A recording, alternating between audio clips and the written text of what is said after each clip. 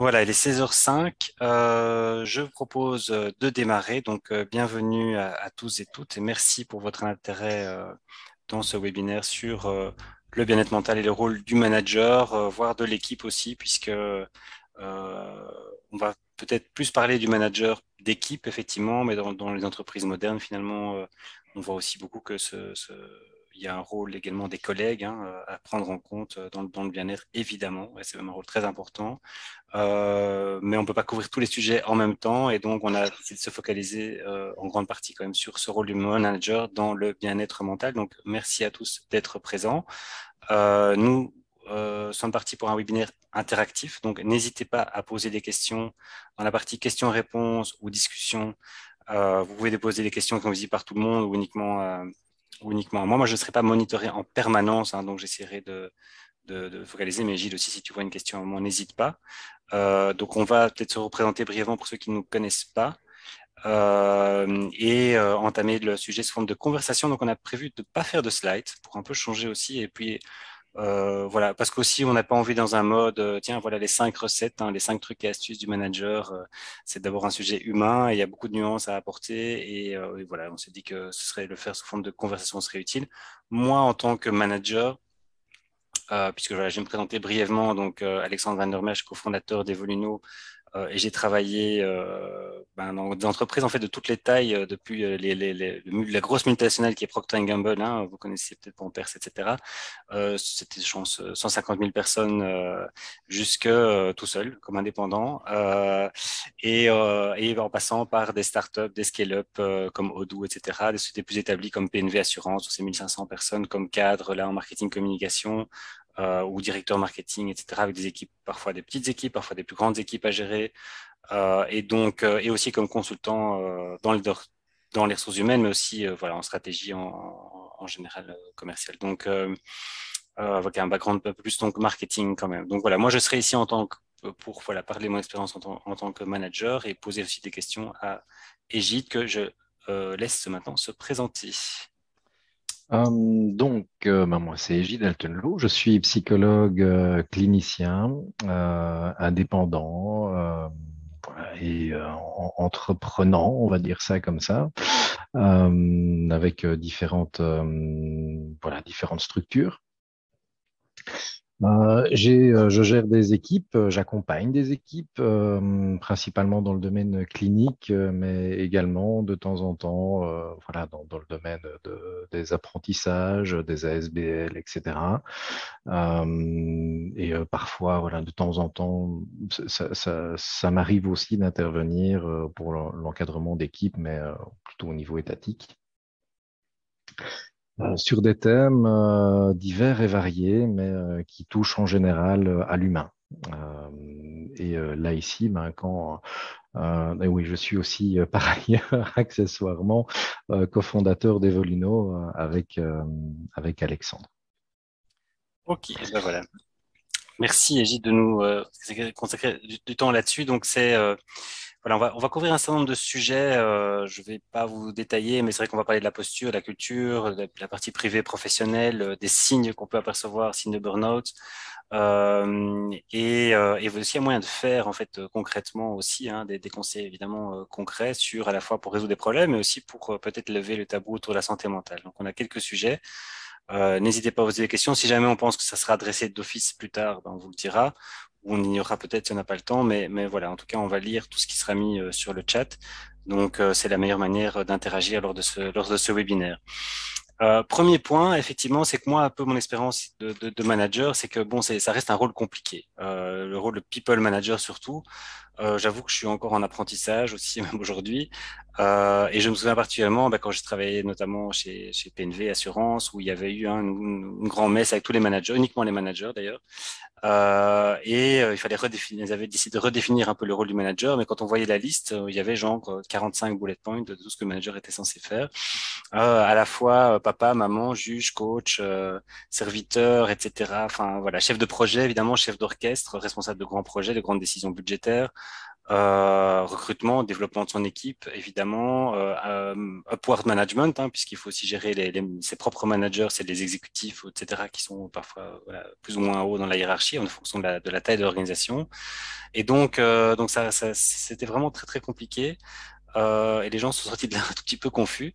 Voilà, en se demandant, tiens, mais c'est quoi finalement ce qu'on nous demande, c'est quoi le rôle du manager? Et incidemment, j'ai vu une étude il n'y a pas si longtemps, enfin, elle date quand même maintenant il y a un an, en France sur la détresse des salariés. Et il se trouve que bah, voilà, le manager est une des personnes qui est en fait le plus haut niveau de détresse psychologique dans les organisations parce qu'il est soumis à toutes ces pressions continues et constantes de tous les côtés, de son équipe, de ses managers à lui, du marché, de ses résultats, de ses projets, hein, parce qu'il doit à la fois faire tourner la machine, mais aussi la changer, hein, parce qu'on lui demande toujours de changer en même temps la machine qu'il est en train de faire tourner pour l'améliorer. Et donc, c'est extrêmement, extrêmement compliqué.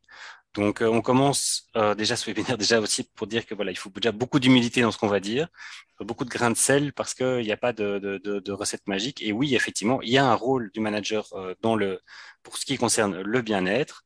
Ça génère un peu une adhésion puisque j'ai fait un petit sondage qui montrait que bon, l'immense, hein, en disant tiens, est-ce que c'est important pour vous le rôle du manager ou pas? Qu'est-ce que vous en pensez? Alors, c'est un peu un sondage, j'avoue, bateau, sans aucune validité scientifique ou statistique, on est d'accord. Mais voilà, il y a que, je pense, que 4% des gens qui disaient, bah non, c'est pas très important finalement. Donc, l'immense majorité, évidemment, a dit, non, le rôle du manager est très important pour le bien-être. Mais voilà. Mais j'ai envie de dire à ça, vous êtes gentil, mais qu'est-ce qui ne l'est pas? Si ça l'est parmi des millions d'autres choses. Donc, la question va être plus maintenant c'est quoi la posture avec le caveat principal, la question qu'on se posait avec Egide en préparant cette intervention, c'est oui, mais c'est quand même compliqué parce qu'on demande aussi aux managers d'évaluer les gens. On leur demande d'être un peu le rôle de juge finalement, hein. C'est eux qui décident souvent avec les ressources humaines ou là, mais les augmentations salariales, la mobilité interne, la promotion, évidemment, ils ont évidemment leur mot à dire. Hein, ils sont rarement seuls non plus, évidemment, à décider, mais c'est un job quand même qui est assez compliqué. Et c'est difficile aussi de demander à côté de ça, ben voilà, soyez le coach, soyez le confident de votre équipe pour savoir tout ce qui se passe et pouvoir intervenir, évidemment, au bon moment et surtout pour, par exemple, éviter un burn-out. Parce que lorsqu'il y a un burn-out, on se retourne vers les RH, mais aussi vers le manager en disant, mais comment est-ce qu'on en est arrivé là, en fait, hein, ou quand il y a un conflit grave également. Et moi, ce que j'ai constaté dans mon expérience, c'est ben, on ne sait pas tout en tant que manager parce qu'il y a cette casquette de juge aussi. Et forcément, ben, les gens ne vont pas dévoiler leurs secrets. Moi, j'ai eu des cas où de conflits, et avant que je sois au courant, il a fallu que ça devienne quand même assez grave, ou de gens qui étaient effectivement très stressés à risque de burn-out. Et là également, avant que je sois au courant, il a fallu que ce soit grave. Alors peut-être que c'est moi qui a une difficulté à générer pas assez de confiance, mais je me suis rendu compte en parlant autour de moi que c'est quand même relativement fréquent ce genre de choses. Donc la première thématique, c'est ça en fait, hein, c'est quelle finalement doit être la posture du manager qui est à la fois peut juger partie dedans et dehors. Voilà. Et d'après toi, Agite, qu'est-ce que tu pourrais donner comme piste à des managers d'équipe en disant, mais voilà, c'est quoi ma posture? Est-ce que je dois finalement être plutôt que coach et pas trop juge le moins possible ou inversement, se dire, bah, c'est comme ça et voilà. Bah, comme tu l'as très bien souligné, la posture du manager, c'est une posture extrêmement compliquée. C'est de l'acrobatie en fait qu'on leur demande, de l'acrobatie, mais sans filet, sans corde et sans bâton pour essayer de se tenir en équilibre. Donc c'est vraiment très très compliqué. Par moment, j'ai le sentiment, lorsque voilà, je reçois des managers, que on leur demande l'impossible, même Superman n'y arriverait pas. Donc voilà, faut pas demander quoi. Mais voilà, en théorie, comme tu dis, il y a plein de bullet points qu'il faut remplir, des cases à cocher, etc. Donc ouais, déjà la première chose à faire, c'est d'aborder ce rôle-là avec beaucoup, beaucoup, beaucoup d'humilité. Parce que déjà, vous n'arriverez pas à rencontrer l'ensemble des attentes qui pèsent sur vos épaules. Vous n'y arriverez pas. C'est pas possible.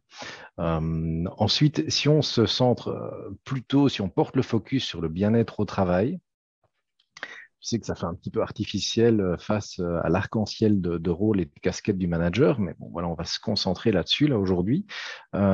S'il y a un leadership qui fonctionne bien par rapport à ça, c'est le leadership serviteur. Ça fonctionne extrêmement bien pour plusieurs raisons, en fait. La première, c'est que ça va permettre de pouvoir réintégrer la notion d'humain dans les équipes. Donc, au-delà du fait que voilà, les collaborateurs ont une certaine valeur par rapport au travail qu'ils amènent, leur plus-value de compétences, etc., derrière ça, ce sont des humains avec une vie privée, avec des problèmes personnels, comme chacun en a. Et c'est pas parce que chacun en a que forcément au travail, ben, ça ne doit pas apparaître. On est des êtres complets, uniques, et donc inévitablement, s'il arrive quelque chose au niveau de notre vie privée, ça va avoir des répercussions au travail, tout comme vous devrez peut-être le remarquer aussi, s'il se passe un truc au travail, ça a des répercussions sur votre vie privée aussi. C'est inévitable, ça va dans les deux sens en fait. Et donc là ici, cette posture humble, moi je la trouve excellente, non seulement pas parce que on va aborder les collaborateurs, pas comme des collaborateurs justement, mais comme des personnes complètes, entières, riches,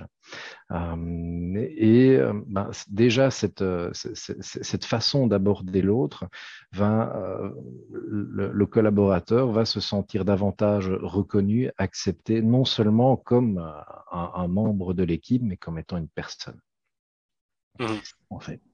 Donc voilà, ça pour moi, c'est un des éléments. Il y a plein de choses, hein, c'est dommage qu'on n'ait qu'une heure pour en parler, mais voilà, il y a vraiment plein de choses à dire sur ce type de leadership. Mais donc oui, si on peut juste quand même passer 1 ou 2 minutes là-dessus, parce que c'est vrai que c'est peut-être assez important. Je pense qu'un des points, effectivement, du manager serviteur, personnellement, que je trouve assez compliqué, parce que c'est vrai qu'on est forcément soumis à toutes sortes de pressions, de plans et d'exécution de plans, etc. C'est la méthode très classique des entreprises, hein. On fait un business plan et on le découle parce qu'il faut des budgets, il faut que les budgets soient respectés, etc., etc. Donc on est pris dans un cadre assez rigide et effectivement, cette posture de manager serviteur, elle est par contre, elle est beaucoup plus flexible parce que on doit obliger à ce moment-là d'être à l'écoute, mais de prendre en compte. Parce que si c'est juste, comment dire, faire bonne figure et faire semblant d'écouter, et puis après faire quand même dire, OK, maintenant je t'ai écouté, maintenant tu vas faire ce que je t'ai dit, ça marche pas.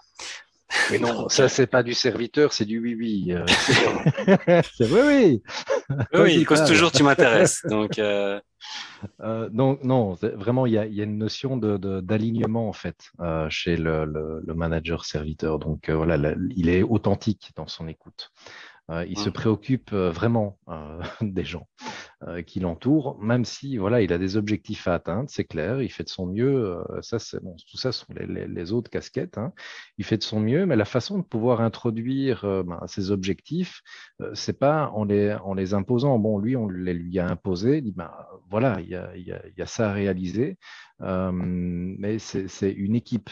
Hein. C'est pas des esclaves, c'est pas des subordonnés, c'est pas voilà, c'est une équipe, ce sont des personnes. Et moi, je compare plutôt ça à un capitaine d'équipe au foot.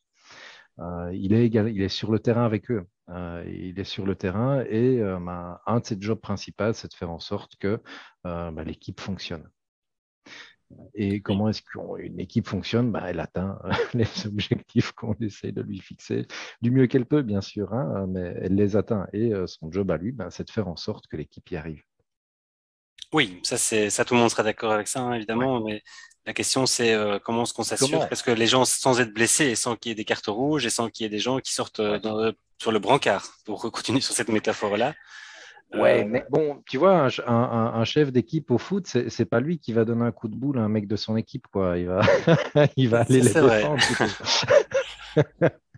Ouais, il y a vraiment cette notion de, voilà, ils sont dans le même bateau, ils sont sur le même terrain, ils sont dans la même équipe, et il va défendre les membres de son équipe. Il est là pour les défendre, il est là pour les aider, les diriger, dire, ah, tiens, là, fait une passe plutôt à un tel. Il est là pour ça. Oui, donc il est là pour aider l'équipe à bien Et- à être performé, mais tout en étant bien. Et je pense ouais. qu'un des points que tu as vu dans la préparation, dans la posture, que je trouve intéressant et qui est simple, mais qu'on fait sans doute pas assez, hein. Donc il y a des choses qu'on va dire qui sont peut-être du bon sens, mais si on réfléchit à ce qu'on fait au jour le jour, on va voir que c'est pas toujours le cas. Notamment le fait de dire, tiens, on écoute, mais on interroge sur le ressenti. Oui.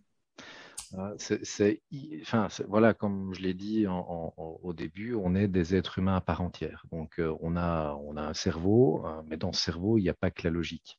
Hein, il n'y a pas que le cerveau gauche, comme on dit. On a aussi le cerveau droit qui est la partie plus créative, qui est la partie voilà. Et puis en dessous de tout ça, en dessous de ces strates là, eh bien, on a notre cerveau émotionnel. On ne sait pas le mettre dans son casier lorsque on arrive à l'entreprise. Il est dedans, il est activé. Inévitablement, ben, si voilà, nos émotions, nos ressentis vont guider nos comportements. Il y a un ressenti particulier qui est vraiment fondamental, qui nous permet, de fonctionner de façon lucide, d'avoir une analyse fine de ce qui se passe, d'être performant, etc. C'est le sentiment de Mhm. sécurité. Ce sentiment de sécurité, il a certaines conditions pour apparaître. Et c'est pas un on-off, c'est pas un truc qu'on choisit ou voilà, c'est vraiment quelque chose qui va dépendre également de la culture d'entreprise, qui va également dépendre, en tout cas, si pas de l'entreprise, au moins de l'ambiance qu'il va y avoir au sein de l'équipe. Et également ben, de la confiance que les collaborateurs vont avoir en leur manager. Cette notion de confiance, que ce soit par rapport au fait que ben, il est là pour eux, oui, il est là pour les objectifs de l'entreprise. En tout cas, c'est pour ça qu'au-dessus, on l'a engagé. C'est ce qu'on lui demande de faire. Mais lorsqu'il est dans son équipe, il est là pour l'équipe. Il est là pour défendre l'équipe et pour aider cette équipe à arriver à atteindre ses objectifs du mieux qu'il peut, et pour y arriver le mieux possible, d'une façon qui respecte non seulement les personnes, leur sensibilité, leur état à un moment donné, eh bien, il s'agit de pouvoir prendre en compte également leurs ressentis, leurs sentiments. Mhm. Tout simplement parce que si on ne prend pas ça en compte, il va se passer un truc tout bête, hein, c'est que beaucoup de gens, lorsqu'on ne prend pas en compte leurs ressentis, leurs sentiments, eh bien, c'est un peu comme si on leur manquait profondément de respect, tout simplement. Ça touche à la notion de dignité humaine, en fait. Je sais que c'est un concept énorme, hein, la dignité, mais en fait, c'est tout simple. C'est vraiment tout simple. Il suffit juste de donner un peu de considération à la personne, à ce qu'elle fait, mais surtout aussi à ce qu'elle ressent. Donc, c'est pas, en Mhm. soi, c'est pas hyper compliqué, mais ça amène une qualité totalement différente de confiance dans la relation que l'on peut avoir avec les gens. Oui, et ça peut se faire parce que c'est vrai que on se dit, tiens, oui, ça paraît normal, mais beaucoup de personnes vivent dans un monde, l'entreprise a été justement un peu déshumanisée, on dit parfois, par ça, parce qu'on dit, oui, mais non, mais il faut être factuel, il faut être professionnel, il faut être proche, soit basé sur les chiffres, etc. Et du coup, effectivement, on a des réunions où on a supprimé en fait tout affect. Et alors parfois il sort parce que on sait pas, c'est pas possible en fait, hein, on est humain. Il sort quand même hein, parce que les gens en ont marre et voilà commencent à s'impatienter, s'irriter, etc. Mais je pense effectivement dans la posture, pour revenir à la posture manager-serviteur, effectivement un des points clés, ça serait simplement de systématiquement, même peut-être prévoir cette question, ce partage soi-même déjà de sentiments, de son ressenti par rapport peut-être général, mais aussi par rapport au sujet, pour que chacun peut en prendre compte, c'est ça, et que chacun puisse se sentir justement respecté par rapport à ce ressenti, ce ressenti soit accepté, quel qu'il soit en fait. Oui, qu'il soit accepté, qu'il soit reconnu, voilà, et qu'on essaie de faire avec cet ensemble de ressentis qu'il y a dans l'équipe. Euh, voilà, il y a les objectifs, puis il y a les ressentis. C'est pas, OK, bon, ça va, j'ai écouté ça, maintenant ça, on va mettre de côté, puis on va se concentrer là-dessus. Non, il faut pouvoir faire avec l'ensemble. C'est en ça que non seulement, déjà, ce qu'on demande au manager, c'est compliqué, mais en plus, la posture de leader-serviteur, elle est encore plus compliquée, mais au niveau du bien-être, au travail, en tout cas, de la dynamique d'équipe, c'est celle qui va fonctionner le mieux. Ça, c'est, voilà, pour ça, il y a pas photo là-dessus. Il n'y a pas Oui. photo. Euh, Ok, donc c'est clair. Donc effectivement, voilà, cette posture qui peut déjà être un bon point de démarrage pour ceux qui nous écoutent, désirent un peu changer leur pratique, c'est plutôt de démarrer des ressentis de ce que les gens veulent et de voir comment on peut les aider en individu, mais aussi en équipe, c'est-à-dire promouvoir cette culture-là même dans les réunions d'équipe, hein. On parle pas forcément ici de des réunions qu'on peut avoir en one-to-one avec quelqu'un. Dans le secret des dieux, c'est vraiment de se dire, OK, mais c'est une culture en fait qu'on peut créer en étant soi-même, en partageant soi-même son propre ressenti par Oui, rapport à un sujet, mais aussi général, et en promouvant l'idée que les ressentis font partie aussi de la vie et de quelque chose qui va de toute façon nous affecter, qu'on le veuille ou non. D'ailleurs, il y a de plus en plus de recherches qui montrent qu'au niveau même de la prise de décision, les affects ont beaucoup plus d'importance que ce qu'on croit, hein. On oui. croit qu'on vit dans un monde de chiffres, On vit etc. dans Et un on prend des monde. décisions de manière rationnelle, mais si on regarde de Non. près, les décisions sont quasi toutes émotionnelles. Donc Elles sont toutes émotionnelles. Au dernier moment, c'est l'émotion qui décide, de toute voilà, manière. Et puis après, on va rationaliser dessus pour recréer de la cohérence, si notre décision est un peu incohérente. voilà. Par rapport... Donc, Donc effectivement, voilà. penser qu'elles ne sont pas là et se figer dans un environnement incorporé, d'abord c'est très dangereux pour le bien-être parce qu'on détecte encore moins les signes justement de Ouais. difficulté. Deux, ça nous fait prendre des mauvaises décisions parce qu'en fait on décide sans avoir conscience des affects qui peuvent être là, hein, et qui sont nécessaires. Et donc trois, c'est important pour le manager de prendre ça en compte et de plutôt effectivement dans sa position de manager-serviteur qui sera à la fois utile pour la performance, les décisions d'entreprise et les actions, mais aussi pour le bien-être des personnes, quoi. Donc ça, c'est peut-être un premier point Mhm. sur le rôle du manager de manière générale, la posture du manager pour le bien-être. Ok. Il y a un truc qui est vraiment fondamental aussi, c'est la cohérence avec la posture et, on va dire, la personnalité du manager. Je me souviens d'un cadre que j'ai accompagné comme ça pendant quelques mois. Il voulait absolument introduire la notion d'agilité dans son entreprise, etc. Ça foirait, mais complètement. Et puis, on sentait que les gens, ils n'étaient pas satisfaits, mais au point que voilà, il y a eu des burn-out, des départs, etc. C'était une catastrophe qui était en train de se produire. Et puis je lui posais la question, mais vraiment, est-ce que ça te correspond à toi, au fond, cette notion d'agilité, avec voilà tout ce que ça implique, de l'autonomie, le fait que tu ne vas pas avoir vraiment de pouvoir de décision sur tout. Est-ce que c'est vraiment, voilà, est-ce que ça te correspond ou pas? Parce qu'il était vraiment parti sur voilà l'agilité, c'est l'avenir, etc. J'ai dit ouais, ok, mais il faut pouvoir, voilà, ça doit correspondre à ta personnalité aussi. Ben, finalement, et c'est vraiment paradoxal, hein, mais il est revenu à un truc un petit peu plus traditionnel et ça a vraiment réglé le problème. Voilà, Mhm. Oui, il faut. il, il était cohérent, il était voilà, il essayait d'avoir une posture d'agilité alors que au fond, ça lui correspondait pas cette histoire-là. Donc Oui.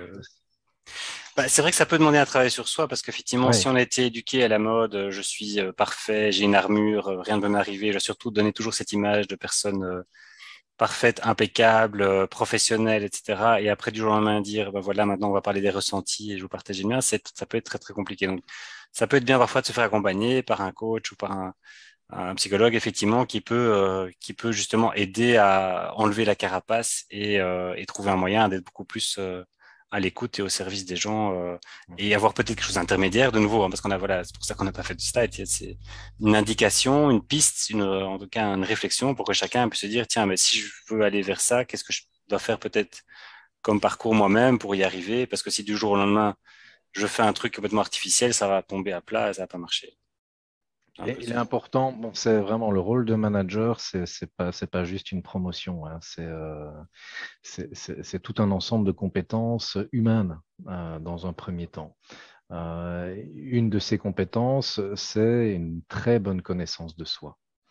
Euh, pour pouvoir justement, ben voilà, si on est dans une perspective réactive par rapport à quelqu'un, ben déjà ne pas être dans la réaction. La première chose, c'est d'être dans l'écoute, et puis d'arriver à postposer ces réactions pour pouvoir revenir à quelque chose d'un peu plus. Attends, il faut que je le retrouve. Voilà. Enfin, tu les connais, hein, mais pour ceux qui ne l'ont jamais vu, c'est important. Lorsqu'on ressent une émotion, en fait, je vais le mettre, ça marche bien quand je le fais comme ça. Voilà, ici, vous avez un cerveau. Hein, hop, je vais le mettre là. Et bah, la façon de fonctionner, lorsque vous réfléchissez de manière rationnelle, ben, vous avez tout ça. Lorsque vous êtes un chouïa irrité, hein, même qu'un chouïa que vous sentez que ça bouge un peu à l'intérieur, eh bien, vous passez de ça à ceci.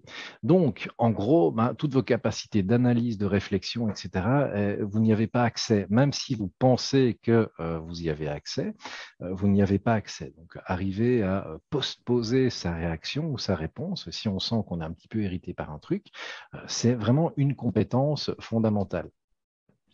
Ne jamais répondre du tac au tac. Toujours prendre, OK. Et puis après, passer de ça à ça, et là seulement reprendre un petit peu la situation, analyser, voir qu'est-ce qui est important pour soi en tant que personne, essayer de décoder ce qui était important pour l'autre, parce que parfois, la plupart du temps, on a beaucoup de mal à communiquer ce qui est vraiment fondamental pour nous, ce qui est de l'ordre de nos valeurs, ce qui met du sens dans notre vie. Et lorsqu'on est dans un conflit, que ce soit soit interne ou avec une personne, souvent cette notion de valeur, de sens, elle est présente. Cette notion de dignité aussi, parfois, elle est présente. Le fait de ne pas se senti écouté, pas respecté, de ne pas avoir ressenti que l'autre avait une certaine considération pour nous et qu'on avait une valeur, voilà, une valeur humaine, en fait, hein, comme tous les humains. Et ça va générer le fait de commencer à réfléchir, penser, agir et dire des choses avec ceci plutôt qu'avec cela. Oui. Donc, comment est-ce qu'on fait alors pour justement éviter de se retrouver dans ce mode petit cerveau, hein, et on génère une culture positive du bien-être où bah voilà, on est le plus souvent possible, ce sera pas tout le temps, mais le plus souvent possible avec toutes ses capacités dans un mode d'engagement, de fenêtre engagement optimal, puisque c'est finalement un concept neuroscientifique. Ouais. On comprend bien intuitivement qu'effectivement, c'est quand on est calme, posé, qu'on est capable d'avoir des discussions constructives et que quand aussi il y a cet aspect de tiens, il y a quelqu'un qui est se donne ou se sent la permission de pouvoir dire bah, moi je suis pas dans ma fenêtre, ça va pas moins pour l'instant, et que les autres du coup peuvent l'aider plutôt que de stigmatiser en disant mais celui-là il a un petit cerveau où il travaille plus, etc., et en fait il est en difficulté. euh, voilà, comment on peut promouvoir cette culture positive dans l'entreprise. Eh bien, tout simplement en prenant le temps de prendre soin de l'équipe. Euh, j'ai accompagné également plusieurs équipes dans le secteur médical en plein Covid. Donc, vous imaginez un peu ce que ça pouvait donner, dont certains dans des centres psychiatriques fermés avec des psychotiques, des déprimés, des borderline, enfin, toute une série de choses. À un moment donné, l'équipe n'en pouvait plus. Et eux, bon, je venais pour superviser un peu leur pratique et finalement, ben, on a juste pris soin de l'équipe. Euh, L'équipe, c'est, voilà, je parlais d'une équipe de foot, mais c'est également l'outil pour rencontrer les objectifs, c'est l'équipe. Et cet outil, eh bien, de temps en temps, il y a besoin de le mettre à l'entretien, il y a besoin de changer un petit peu l'huile, il y a besoin de changer les pneus, de mettre de la déblue régulièrement pour que ça consomme moins. Voilà, il y a tous ces éléments-là, il faut le prendre en compte et l'équipe a vraiment besoin de temps. Et ce dont on a besoin, la plupart du temps, hein, bah, c'est un peu, c'est un peu ce qu'on fait le week-end pour se reposer. On a besoin de verre, on a besoin de nature, on a besoin de calme, on a besoin de silence. Notre esprit a besoin régulièrement de moments de silence pour pouvoir retrouver ses capacités d'analyse. Notre système nerveux autonome, là, celui qui gère un petit peu l'activation de nos émotions et tout ça, eh bien, lui, pour pouvoir revenir dans un mode de fonctionnement qui est optimal, il a vraiment besoin régulièrement de périodes de silence et de calme. Donc déjà, il y a tout le travail de la déconnexion, d'avoir des moments, des permissions de déconnexion, de ne pas relever ses mails, de pouvoir voilà, fermer l'ordinateur, travailler sur un format plutôt Mhm. papier ou ce genre de choses. Ça, on a besoin. Et les collaborateurs ont besoin de ça et les managers aussi, parce que c'est eux qui vont donner le ton. Si le manager est surexcité ou hyper stressé, eh bien l'équipe va suivre. Il n'y a rien à faire. Que si il est plutôt calme, apaisé, zen, tranquille, mais que c'est pas du chiquet, quoi, hein, qu'il est vraiment calme et tranquille, eh bien ça va apaiser, ça va calmer, ça va peut-être même soigner son équipe. Oui, ou le fait de pouvoir le dire, par exemple, effectivement, j'aurais pu d'ailleurs, je l'ai pas fait. J'ai perdu un prospect important la semaine passée. Et c'est vrai que c'était en fin d'après-midi ou enfin, pas très tard, mais bon, je me suis dit à un moment, bah, voilà, j'arrête de travailler parce que là, je vais plus y arriver. C'était frustrant parce que c'était voilà, un prospect important pour nous. Et du coup, j'ai été me promener en forêt. Toi qui as fait un manuel d'écothérapie, tu ne seras pas contre ce genre d'action. Et le lendemain, j'ai fait même un peu Non. de vélo aussi en forêt. Mais donc voilà, typiquement, en fait, ce que j'aurais dû faire, j'ai pas fait, c'est de le dire à l'équipe. Je me dis, les gars, voilà, je suis trop frustré, j'arrive plus, donc ça sert à rien, donc je vais aller me promener Hmm. et Oui, c'est hyper important de donner un montrer, exemple, voilà, effectivement, de partager en tant ça. que Et puis, collègue aussi, pas forcément ouais. en tant que manager, oui. Et très certainement bah, que de ton équipe, je les connais un peu hein, aussi, ils auraient dit, mais allez, t'inquiète, ça va aller, on va en trouver un autre. Et tu vas voir que là ici, mais la cohésion d'équipe, par le simple fait Oui, de partager ses propres frustrations par rapport à un client, hein, pas forcément quelqu'un de l'équipe, euh, ça va vraiment aider à faire en sorte à ce que voilà, qu'il y ait une cohésion au sein de l'équipe. Et ça va renforcer cette capacité ou autorisation à pouvoir dire que ben, moi, ça ne va pas trop pour l'instant, je suis pas hyper efficace, etc. Ah bon, qu'est-ce qui se passe? Qu'est-ce qu'il y a des trucs qui se passent dans ta vie, etc. Ou bien c'est juste ici, ou c'est... Tout ça, c'est hyper important. Travailler cette fluidité, cette authenticité, cette transparence oui, c'est sur ce ça. qui vous arrive Et cette à vous. vulnérabilité un peu peut-être aussi qu'il Ouais. faut pas hésiter à partager des choses pour montrer, être capable de montrer. C'est pas évident, hein, mais parce qu'on a été éduqué effectivement pour beaucoup, peut-être un peu plus les garçons hein, parfois, mais sur ce côté on est fort, rien ne peut nous arriver, rien nous atteint, et il faut surtout pas montrer les faiblesses parce que ça va C'est ce pas. côté des archétypes masculins, féminins. Oui. Hein. Et en fait, ben, et c'est ça que je trouve chouette dans le manager serviteur, c'est qu'il a les deux, en fait. Il y a les archétypes féminins et les archétypes masculins dedans. Ne faire que l'un ou que l'autre, ça fonctionnera pas vraiment bien. Euh, mais arriver à pouvoir combiner les deux, c'est encore une fois, hein, de faire un grand écart, mais arriver à pouvoir combiner les deux, c'est-à-dire cette sensibilité, cette authenticité, cet intérêt pour l'autre, cette capacité d'écoute authentique et sincère, et en même temps la capacité de pouvoir s'affirmer, mais s'affirmer de façon affirmative, hein, pas en étant agressif, Mhm. d'essayer plutôt de convaincre que d'imposer. Tout ça, ça fait partie également voilà, d'une façon de pouvoir introduire une ambiance différente où ben, finalement les gens sont convaincus du chemin qu'ils vont prendre plutôt que de se dire bon bah voilà il faut le faire hein, c'est le chef qui l'a dit. Oui. Et il disait plutôt, effectivement, on se dit dans la préparation aussi, orienté vers les solutions. Voilà, il y a ce job de dire, en tout cas pour le bien-être, de dire, écoute, voilà, ça reste une responsabilité personnelle. C'est pas à moi de prendre ça tu vois, de gérer mieux le stress. Il y a que toi qui peux le faire. Mais voilà les solutions qui existent. Hein. Bon, il y a Evoluno pour nos clients évidemment, mais il y a l'application, il y a la solution. Petit coup de pub au passage. Mais il y a aussi, voilà, des thérapeutes sont disponibles via en dehors ou via une solution, une assistance. Il y a plein de choses qui sont disponibles. Et c'est à toi quelque part de trouver le chemin qui te convient le mieux parmi ces options. Donc c'est vrai lorsqu'on est en face de quelqu'un qui voilà où on se dit mon Dieu lui ça n'a pas l'air de bien aller en général on le perçoit parce que bah, au niveau de ses enfin, il délivre un petit peu moins de travail, où on sent que voilà, il y a une baisse de régime. C'est pas forcément qu'il carotte. Il y a un truc hyper important, c'est ce fameux bénéfice du doute.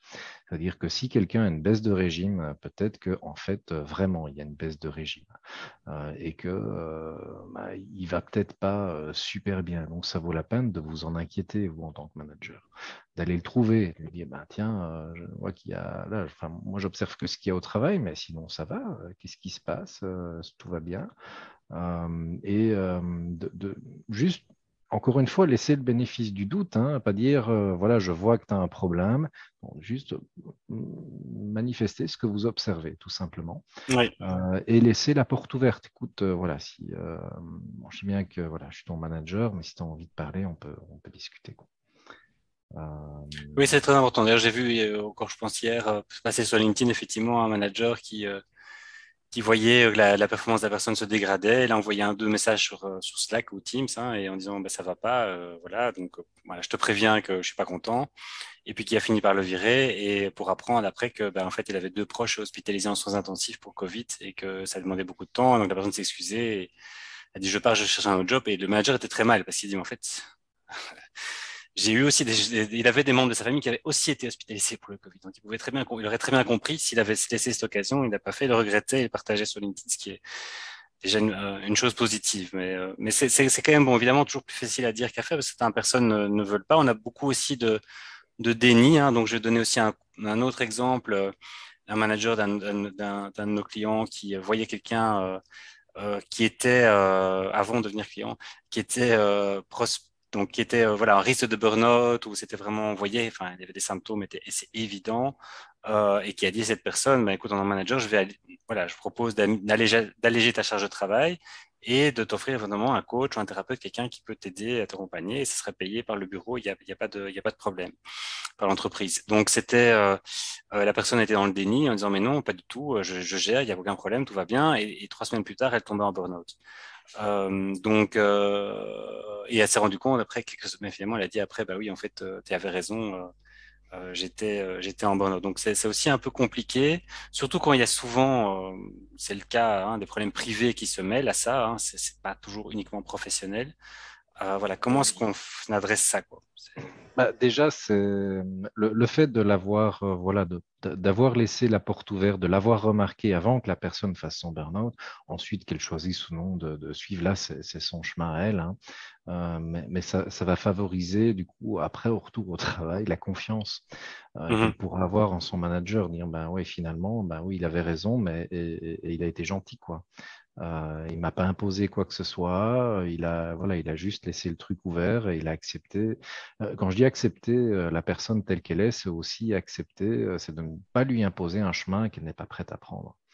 Euh, Ok. voilà, tout simplement Oui, par oui, rapport non, à c'est la vrai. demande d'aide ou au Oui, mais est-ce qu'il besoin n'y a d'aide. pas, parce que c'est vrai que hein, souvent les gens d'ailleurs spécifiquement pour le burn-out, hein, c'est un problème aussi souvent de surengagement, dès que bon, c'est d'abord une maladie du stress et beaucoup de déni, plus peut-être que dans d'autres types de problématiques.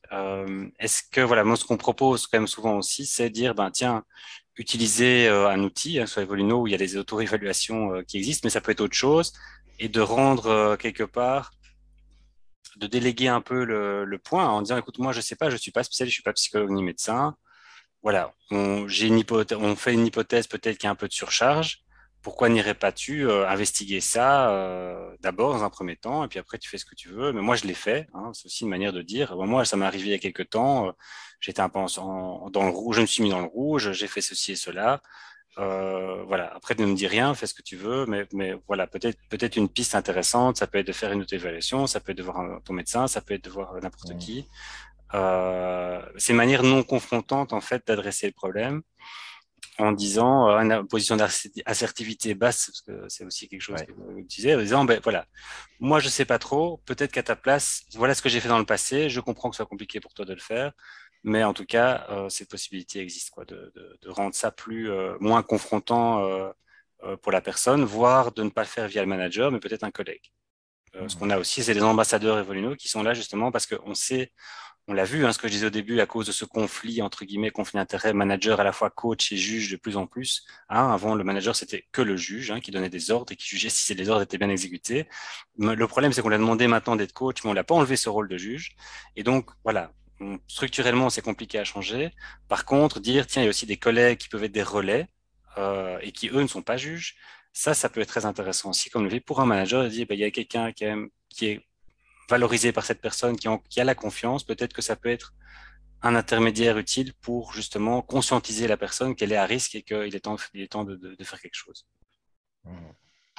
Bah, en tout cas, lui ouvrir les portes hein, et lui donner les pistes, mais il y a en psycho ce qu'on appelle le stade de pré-contemplation, c'est ce qu'on appelle le déni hein, aussi. Oui. Et voilà, quand on est dedans, bah, ici, voilà, mis à part donner des outils, ouvrir des portes, tu ne peux pas pousser la personne dedans. L'être humain, c'est pire qu'un âne, hein. Donc, si tu le poses dans un sens, il va aller dans l'autre bien Ouais, ouais, souvent. il va se cadrer. Donc, comme dit le proverbe, tu peux amener l'âne à la fontaine, mais tu peux pas l'obliger à boire, quoi. Donc, Exactement. à un moment, oui, ça s'arrête. Mais donc, c'est pour ça, effectivement, voilà, quand on dit le rôle du manager, non, le rôle du manager n'est pas responsable, in fine, du bien-être de son équipe. Il est responsable de faire en sorte de mettre toutes les conditions utiles et pour que le bien-être soit là. Mais en soi, Ouais, si quelqu'un est mal, ça peut être aussi par cause d'un problème privé, d'ailleurs, auquel il ne peut rien. ouais. Voilà, c'est pas sa responsabilité. Il n'est pas responsable du bien-être, il est responsable de mettre en place les conditions du bien-être et de maximiser, en tout cas, pour évidemment de ne pas créer du mal-être, mais aussi de faire en sorte que toutes les ressources et tout soient mises à disposition pour que les personnes qui sont en difficulté puissent agir, quoi, Ouais. de manière positive. Euh, Maintenant, Maintenant, voilà, il y a. est-ce qu'il y a quand même des symptômes? Bon, un des points quand même, c'est de pouvoir identifier aussi les symptômes. Donc, la remonte un peu plus en amont. Hein, Ouais. c'est tiens, j'ai peut-être fait les choses à l'envers, mais avant de se dire tiens, il y a cette personne qui est à risque, qu'est-ce que je peux faire? C'est comment est-ce que j'identifie les symptômes. Donc, ça, c'est Euh, peut-être aussi un point. les symptômes, hein, bien souvent, en tout cas par rapport au burn-out, celui qu'on voit le plus, c'est l'irritabilité. Mhm. Voilà, c'est une personne qui change, où on sent qu'elle est un peu plus réactive ou un peu plus sensible, qu'elle commence à pleurer un peu plus souvent que ce qu'elle fait d'habitude. C'est un signal. Hein. Quand il y a un changement comportemental, quel qu'il soit, c'est un signal. Quelqu'un qui habituellement va dire bonjour aux gens quand il arrive au bureau et qui, ben, là, pendant une semaine, il n'y va plus, il y a un truc, il se passe quelque chose. Donc tous les changements dans les habitudes, ce sont des signaux. Pas forcément des signaux de burn-out, mais ce sont des signaux qu'il est en train de se passer quelque chose dans le vécu de cette personne. Mhm. Bon, les signaux de burn-out, c'est irritabilité, c'est perte de sens par rapport au travail, c'est voilà, peut-être des moments un peu plus où la personne est un peu plus cynique par rapport à son poste, par rapport à sa fonction, par rapport à ce qu'elle fait, où on sent qu'elle le prend un peu par-dessus la jambe.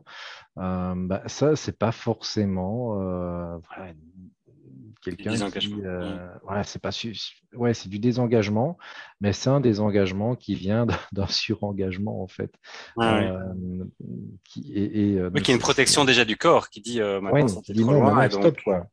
je commence à freiner, quoi. Donc, Ouais. Il faut faire très attention avec le burn-out. Hein. C'est pas un petit coup de fatigue, hein, le burn-out.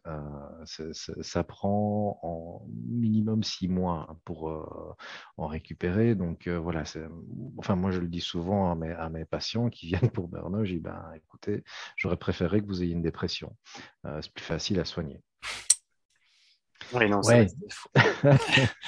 Faut prendre ça très au sérieux, effectivement, agir Ouais. assez vite parce que voilà, ça nous est arrivé effectivement de nous de prévenir des ballons. Là, moi aussi, hein, je crois que je m'en sortais avec 2 semaines de congé, mais c'est sûr que j'allais droit dans le mur et donc 2 semaines et plus un boulot aussi plus calme, enfin un rôle plus calme dans le même travail, ça a été aussi salvateur pendant quelques mois avant de remettre complètement à l'étrier. Et donc c'est sûr que c'est quelque chose qui est Hmm. voilà, le plus vite on agit, le mieux c'est. L'entourage aide et dès qu'on les voit Et des au signaux, niveau il faut des, agir, quoi. ouais, au niveau des ressentis, je dis souvent c'est les managers hein, qui font un burn-out hein, aussi. Hein. Oui. Ils sont pas vaccinés contre ça malheureusement. Non. Donc, il faut que leur propre Euh, manager puisse aussi ouais, identifier identifier ses propres symptômes aussi les collègues, et hein. avoir la possibilité. C'est pour ça que le manager serviteur, c'est chouette parce que du coup, l'équipe va pouvoir aussi vous dire, t'as pas l'air bien toi aujourd'hui. Euh, voilà, donc on aura du coup aussi un feedback beaucoup plus facile sur ses propres signaux de vulnérabilité ou de changement comportemental. Oui. Oui, c'est bien dans cette posture manager-serviteur, c'est quelque part, comme elle est beaucoup moins hiérarchique, finalement, on peut être aussi un peu collègue-serviteur, j'ai envie de dire, de ses Ouais, collègues et pouvoir leur demander régulièrement, mais quel est leur ressenti? Enfin, tout ce qu'on a dit avant, en fait, hein, peut s'appliquer quand même en partie, en ouais. grande partie, aux collègues, hein. Donc, Mhm. c'est-à-dire que même si vous n'êtes pas dans un rôle de people manager, c'est de se dire, mais en fait, moi, je peux me mettre aussi dans cette posture par rapport à mes collègues, de collègues serviteurs et de voir, tiens, comment est-ce que je peux les aider dans leur ressenti, enfin, qu'est-ce qu'ils ressentent, comment est-ce que je peux les aider, etc. Et avoir cette posture un peu basse d'aide par rapport à ses collègues, quoi. Ça reste aussi tout à fait vrai. Maintenant, voilà, dernier thème que je voulais aborder, avant d'avoir quelques questions-réponses, j'en ai pas encore beaucoup, mais on peut laisser encore quelques minutes, c'était un peu le concrètement au jour le jour, hein. Tiens, je veux favoriser le bien-être mental de mon équipe. J'ai pas de problème particulier pour l'instant, mais je veux agir préventivement, ce qui est toujours bien, évidemment. Voilà, qu'est-ce que je peux faire au jour le jour qui va m'aider, qui va aider à faire en sorte de garder au maximum, tant que possible, de nouveau, hein, le bien-être de mon équipe. Bon, déjà prendre soin de soi. En tant que manager, c'est hyper important de pouvoir voilà, être en forme, être en capacité de pouvoir servir de punching ball de temps en temps, parce que c'est aussi ça malheureusement que sert un manager. Hein, on vient se plaindre, etc. Et les plaintes, il faut les entendre, les écouter. C'est hyper important. Euh, Parler aussi, oui, se préoccuper de vas-y. soi dans un premier temps, pas au détriment évidemment de ses collaborateurs, mais se préoccuper de soi, c'est hyper important parce que du coup, ça va envoyer un bon message aussi aux autres, c'est qu'ils ont eux aussi le droit de prendre soin d'eux au travail. Euh, donc ça, c'est une chose. Et puis, apprécier, accueillir les points de vue de chacun, quel qu'il soit, en fait, et de qui que ce soit. Donc ça, c'est vraiment important. Travailler ce dont on a dit, hein, des éléments plutôt c'est plutôt en amont qu'on va faire ça, mais travailler à améliorer sa conscience de soi. Euh, et de savoir ce qui est important pour soi en tant que personne, pas en tant que manager, mais en tant que personne. Qu'est-ce qui est fondamental pour vous? Bon, bien souvent, pour la plupart d'entre nous, c'est la famille. Voilà, donc il y a quelques éléments.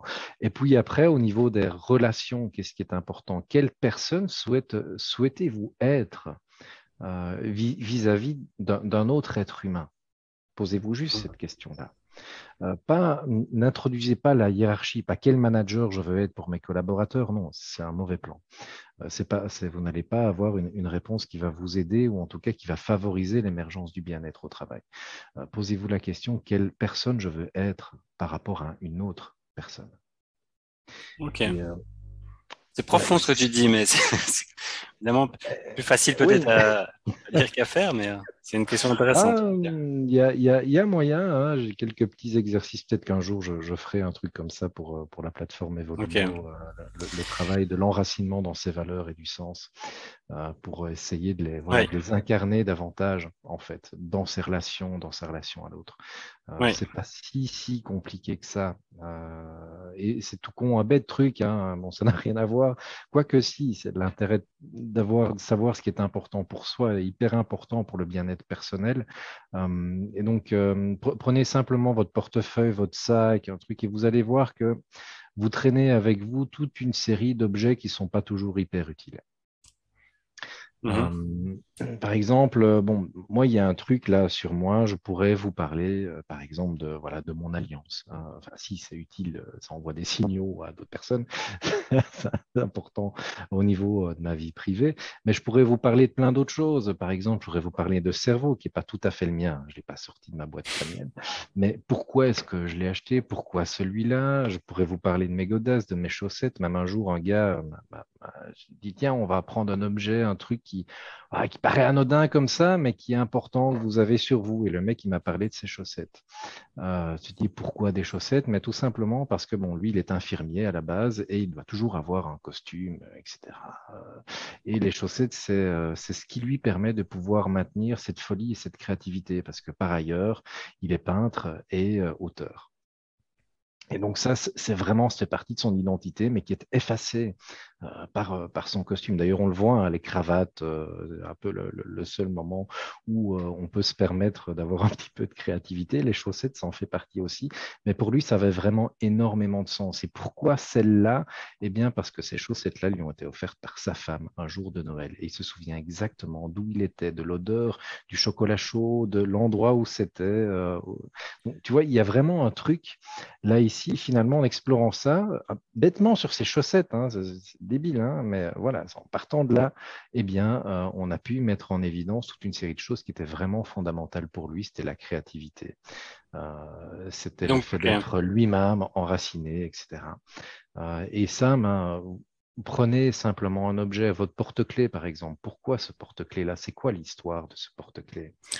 Là, on tombe dans Voilà. la psychologie. Je voulais effectivement terminer avec des choses aussi concrètes pour les managers en termes de conseils, parce que tu as évoqué quand on a préparé effectivement de faire des réunions en dehors, en marchant, Ouais, ouais.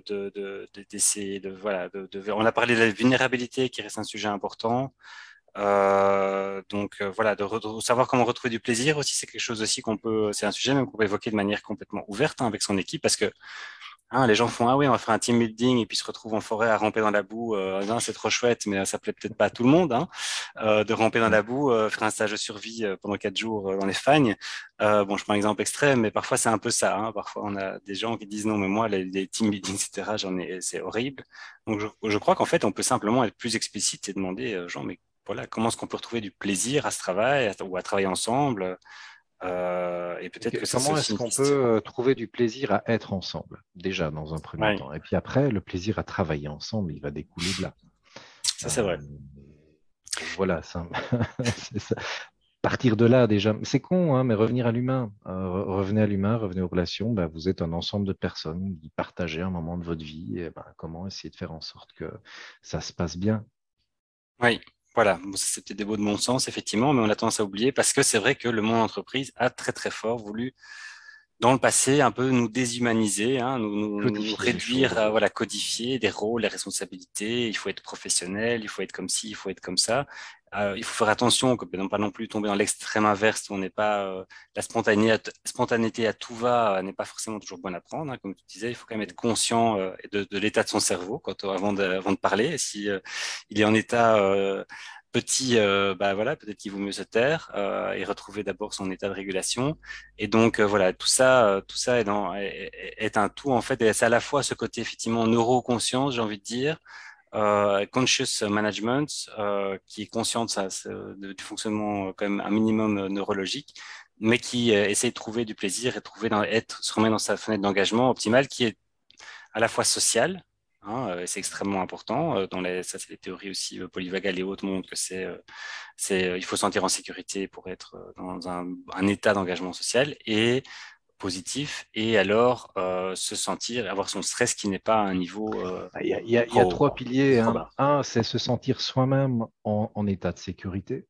Donc, voilà, être cool, zen, etc. Donc, c'est voilà, travailler là-dessus.